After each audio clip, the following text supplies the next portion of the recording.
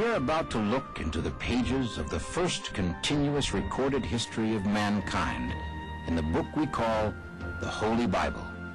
We're going to investigate some of its most controversial stories and discover the answers to some very tough questions. Is the Bible a reliable account of miraculous interventions that rescue people from sudden doom and destruction? Or is it merely a collection of legends and myths, as some modern-day critics claim? Leading experts, both Bible skeptics and proponents from throughout the world, have contributed to the discussion of these biblical questions that may shock and surprise you.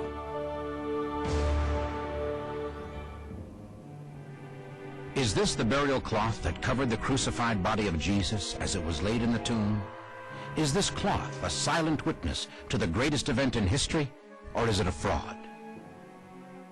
Is a connection between the supernatural and mankind scientifically provable? What could, from a dead body, create such an image? Right now, space science may be unlocking the secrets of the Shroud of Turin. Is this the face of Jesus Christ? There's no question about it. It is an absolute fact that the shroud is a painting, period. Anyone who has examined the shroud up close and personal, the full shroud, not just a single fibre from it, knows that those pigments have nothing to do with the image. This mystery is unquestionably the most sensitive, controversial, and emotional enigma in the world today. The Shroud of Turin.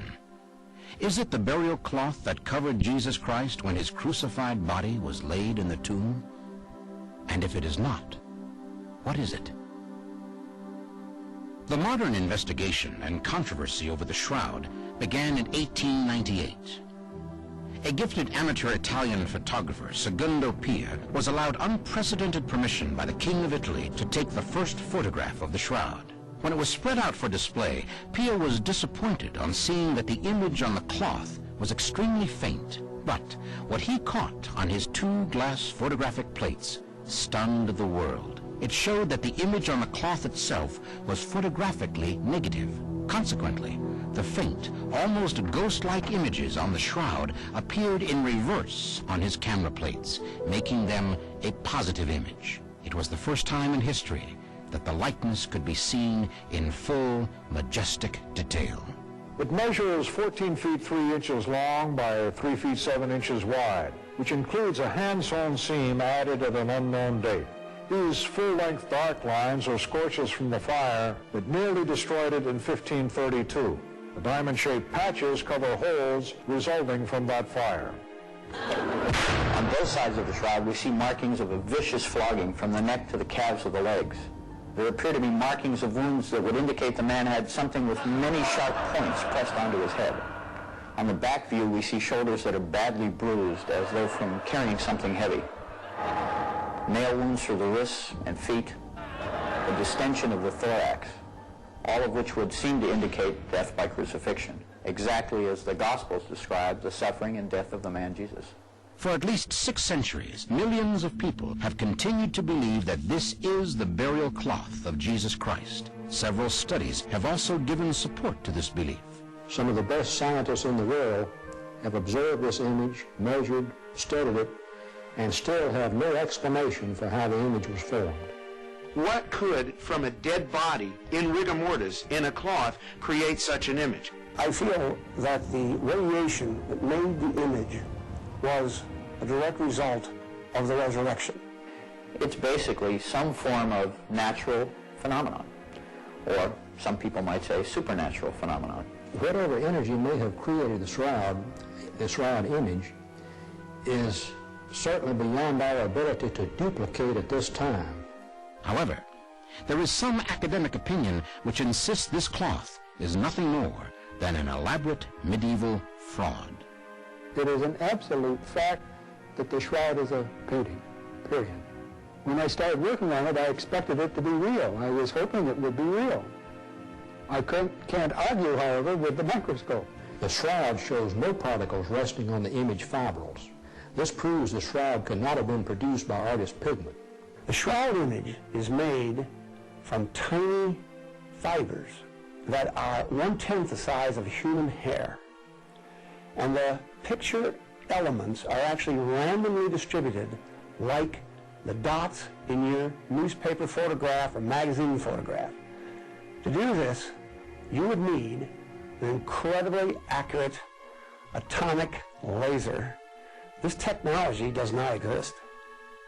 Skeptics argue there is no providence, no historical trail tracing the shroud prior to 1353, some 1,300 years between the time it was supposed to be wrapped around Christ's body and its appearance in the church at Lire, France. Where was it all those years? Did it even exist during that period? Skeptics are completely wrong in insisting that the trail of the shroud goes back only to the middle 1300s. It does, in fact, go back to the Bible itself. The 20th chapter of the Gospel of John, verse 6, states that when Peter entered the tomb of Jesus on Sunday morning, he found the shroud. Now, normally a grave cloth would be considered unclean and not saved. But if it bore the image of the body it had contained, this would explain why it was retrieved by Jesus' followers and treated with great reverence.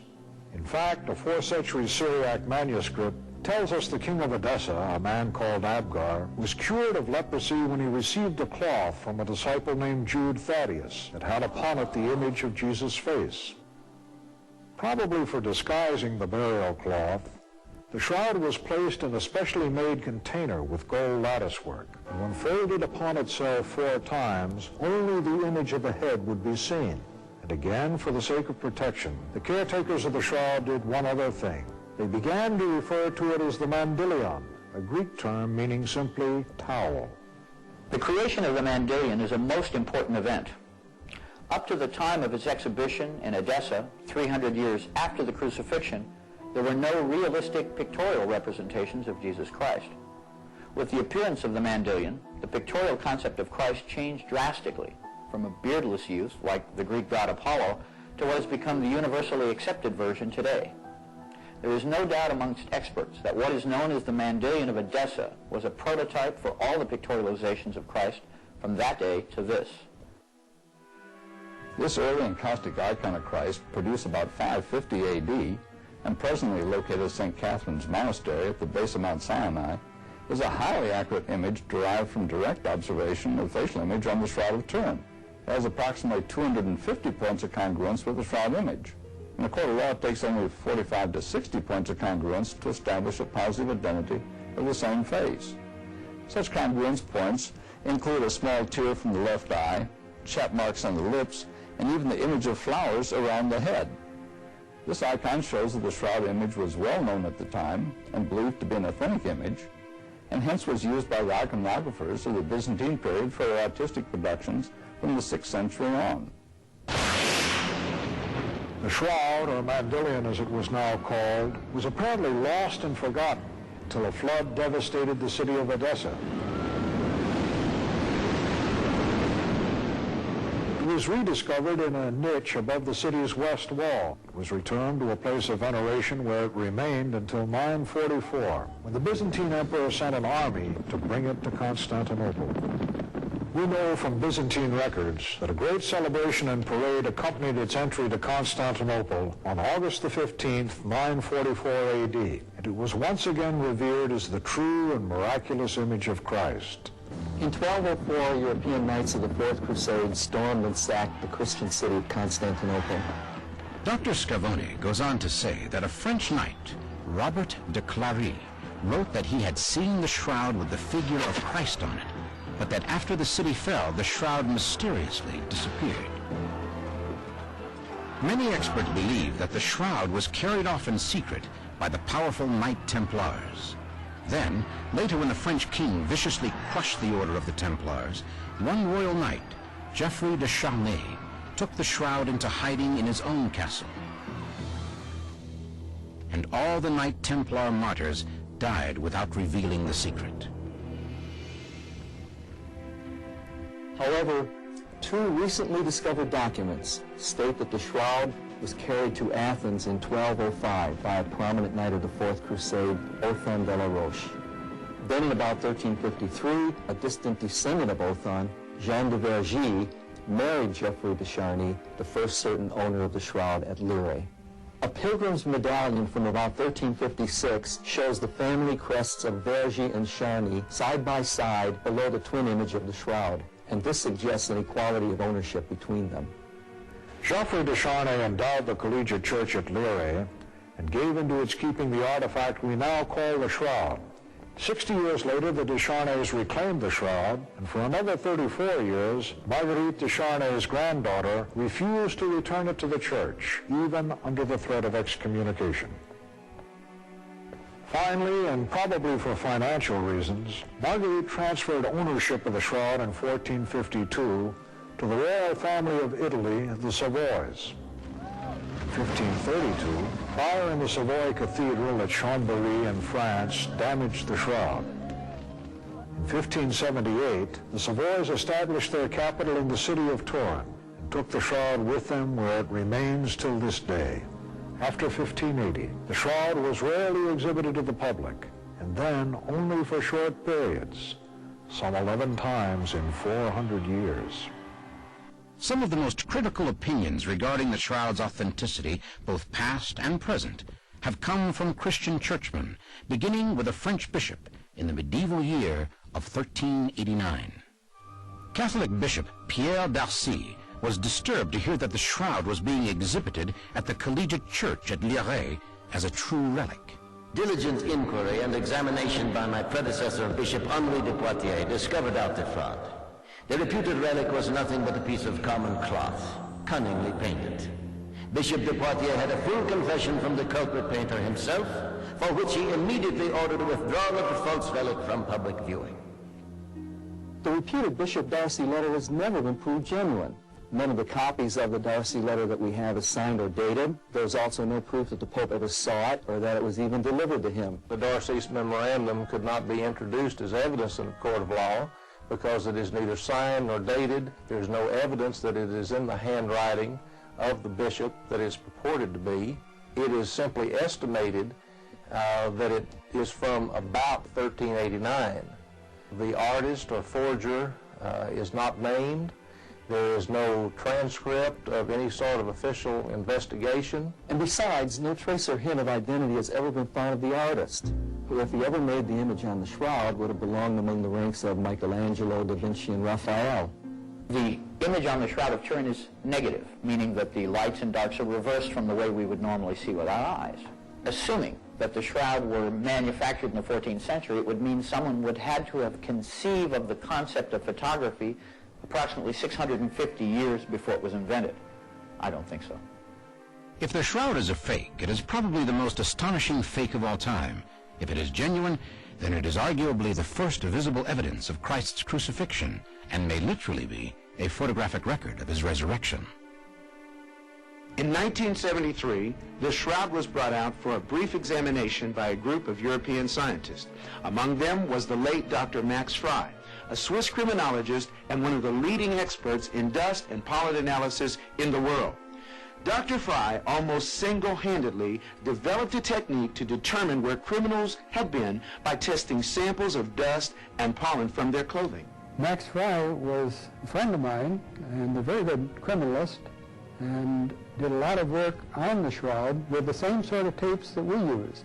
He found pollen grains that came from Palestine and that area. We didn't.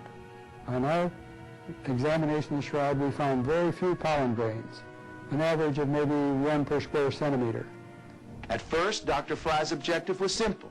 If the shroud was forged in France in the 14th century, then only the French or Italian pollens would be found in the cloth. But his exhaustive analysis found some 58 specific pollens, only 17 of which were indigenous to Europe. The rest were from Palestine and southern Turkey, the site of Edessa and Constantinople.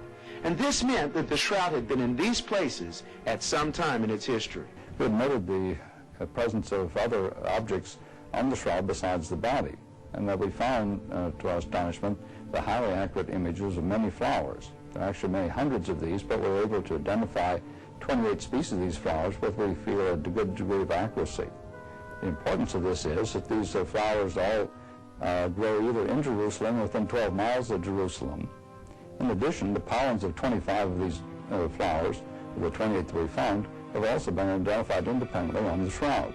Whatever produced the image of the body, which some feel is a resurrection, also produced a high-energy field, producing images off every object that was in the shroud itself. And hence we have the highly accurate images of these flowers. It has been alleged that the type of linen, the herringbone pattern weave, was very rare in the Palestine area, but that it was a very common textile after the 12th century in Europe.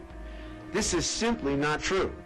Neither the linen nor the weave were common in Europe. This same pattern is identical to mummy wrappings that go back as far as 2000 BC.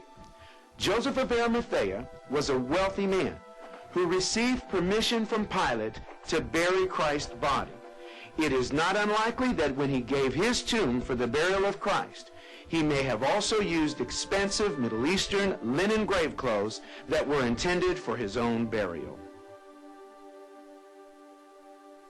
The physical shroud itself is one matter for investigation, but even more mysterious and more puzzling is the haunting image which appears on the shroud itself. The shroud may be traceable to the time of Christ, but is it an image of Christ or a painting by a very clever artist, as first claimed by Bishop Darcy and several modern-day scholars? If it was the shroud of Christ, it would have to be made up of embalming materials and blood and other body fluids. What we found microscopically were pigments used by an artist, and a paint medium that was commonly used in the Middle Ages. This proves the shroud is a painting, a beautiful painting, but nevertheless the work of an artist. Walter McCrone believes that the image on the shroud is either a directly painted image or an image perhaps reinforced with artist's pigment.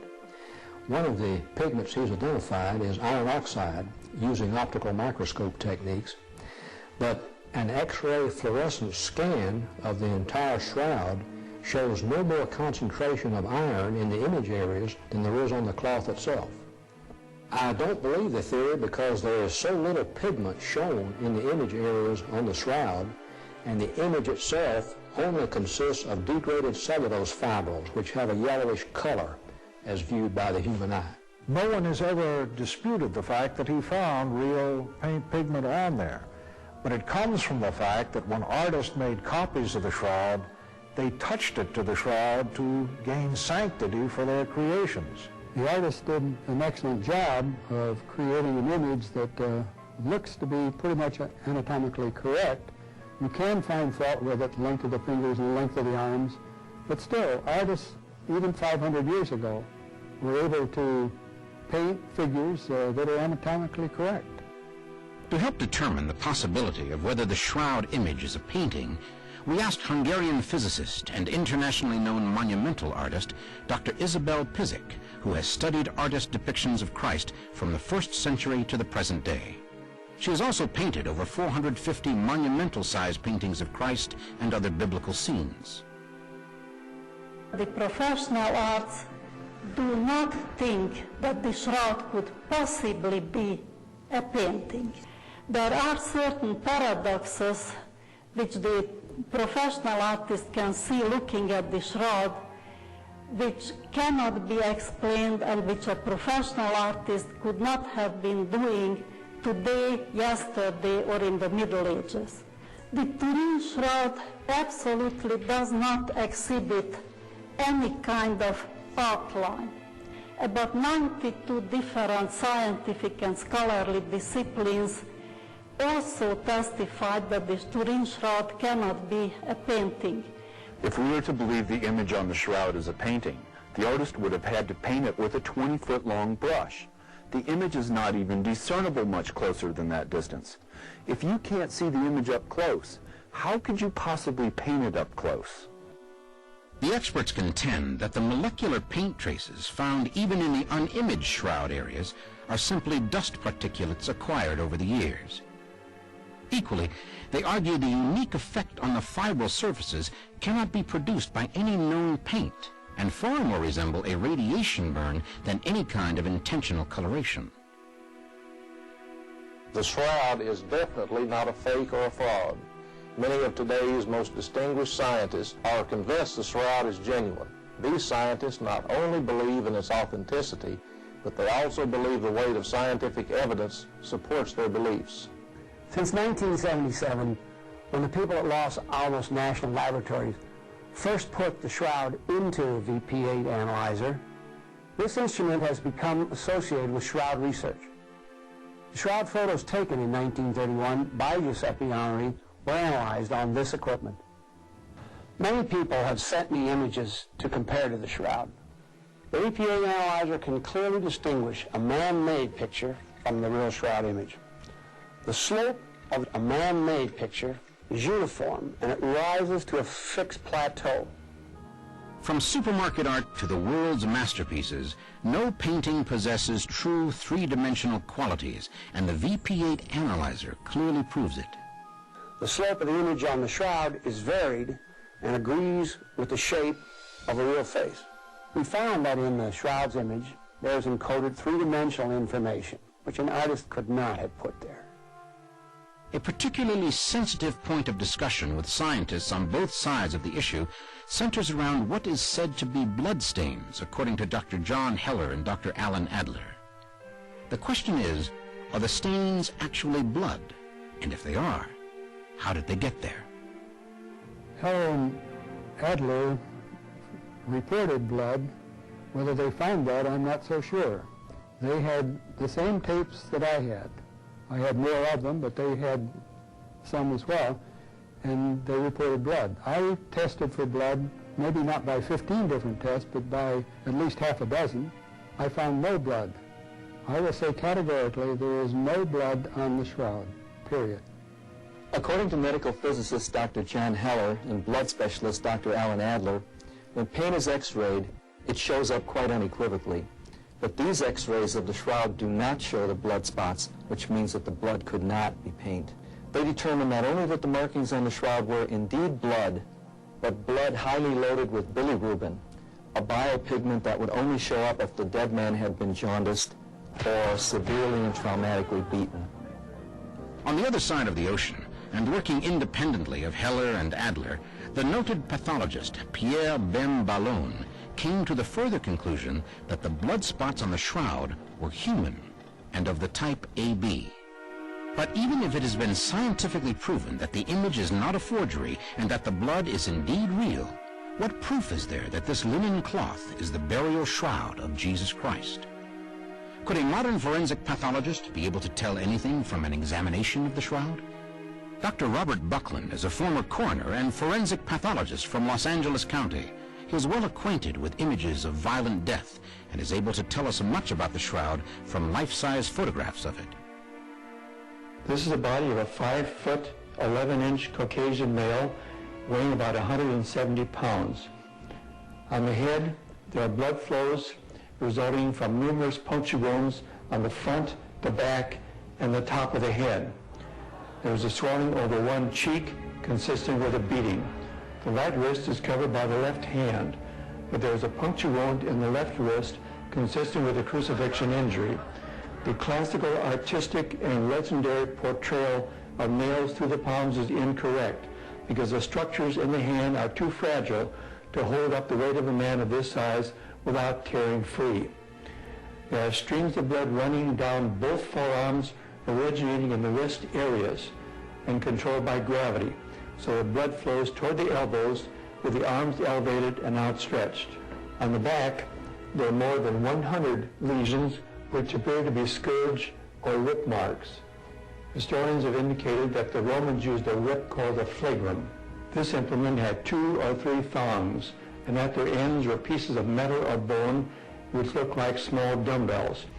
Here you can see how those end pieces from the Roman flagrum fit precisely into the scourge lesions on the body. Here on the front of the body is a large blood stain resulting from puncture of the chest by an instrument like a lance or a spear.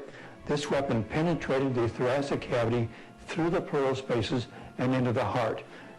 Later, after the corpse was removed from the cross and turned, blood dribbled out of the chest wound and puddled along the small of the back. There's an abrasion on one knee consistent with a fall.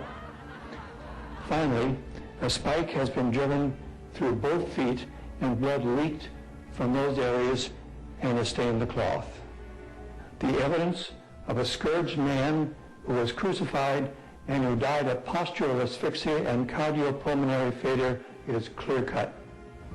The coroner's report fits every recorded detail in the Bible account regarding the beating of Christ by the Romans. It matches perfectly with everything we know from the Bible about the death of Jesus Christ. Impressive evidence indeed that the shroud could be the actual burial cloth of Christ.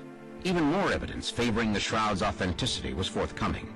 In 1978, when the Shroud of Turin was exhibited for only the fourth time in the century, a team of 40 scientists, known as the Shroud of Turin Research Project, using the latest high-tech equipment, examined the shroud for 5 intensive days. During the next 7 years, this tireless group spent 150,000 man-hours studying, testing, and interpreting the data from the shroud, making it the most intensively studied artifact in history. But the shroud advocates received a serious setback when one test, a carbon-14 dating analysis, produced disappointing results. An international news agency report stated that a test performed by scientists in 3 countries indicated that the shroud dated from the Middle Ages, somewhere between the years 1260 and 1390.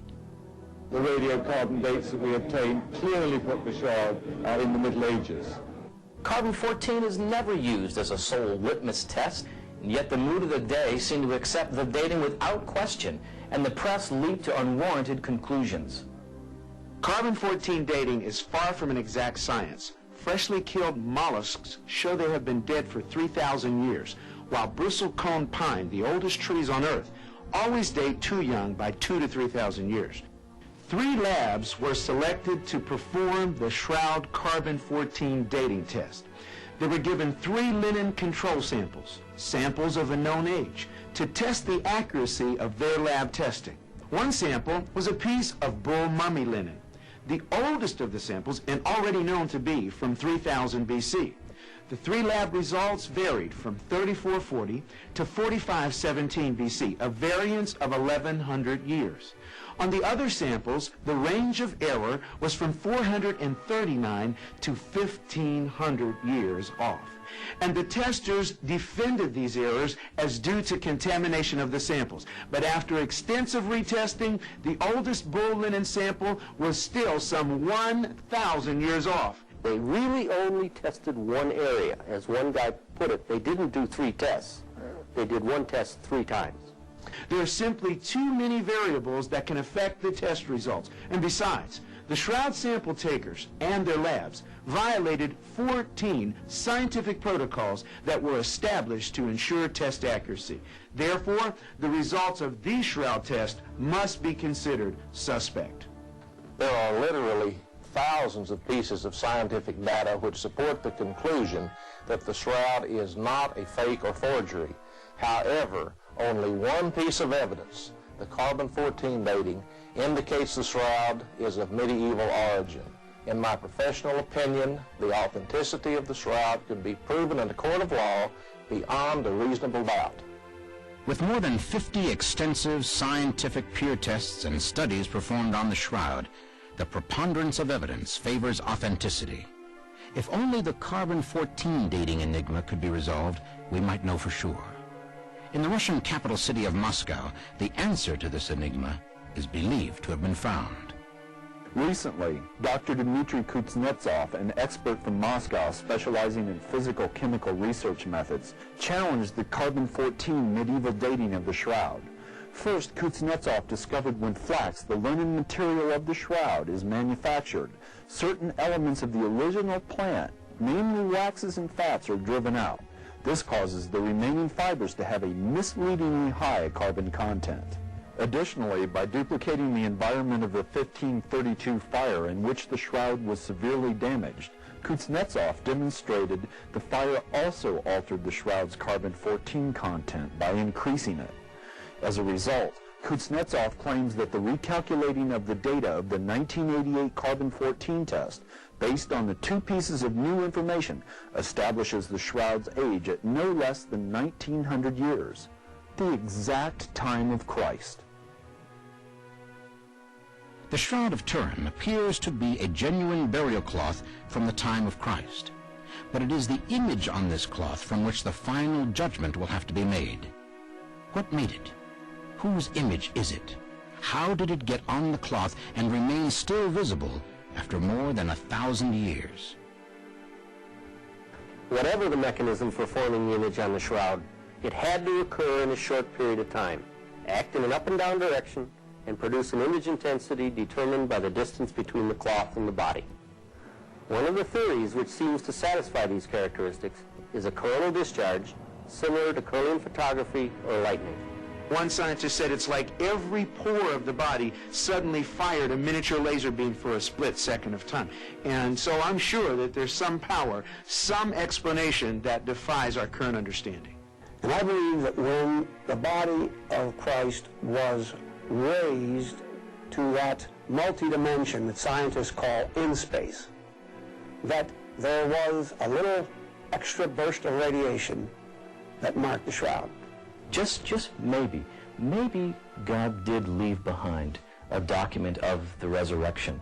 Well, remembering that I'm Jewish, so that I certainly don't have any biases for the cloth, and as a matter of fact was very skeptical at the beginning, I still believe the shroud is authentic because there's really no way to duplicate the quality of the image that we have there today.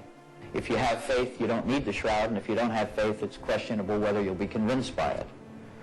But if it makes you think about it, if it makes you consider it, then it's important. In the case of Jesus, there were witnesses for every event in his life, from birth to his death on the cross and all the teachings and miracles in between. The one thing that wasn't witnessed, except by an empty tomb, was the resurrection. Wouldn't it be just like God to leave us a photograph on linen of the one event that man couldn't see? The Shroud of Turin continues to be one of the great mysteries of the modern world, and that makes the Shroud newsworthy for tomorrow's headlines as the world anxiously awaits more new findings. Neither the historicity of Jesus' resurrection nor the faith of Christians depends on the Shroud of Turin being the authentic burial cloth of Jesus Christ. However, if it were proven conclusively to be authentic, the Shroud would certainly fall in line with hundreds of other pieces of evidence that the Bible is accurate and reliable. Does your faith and all that evidence make you confident in telling others about Christianity? Something to think about.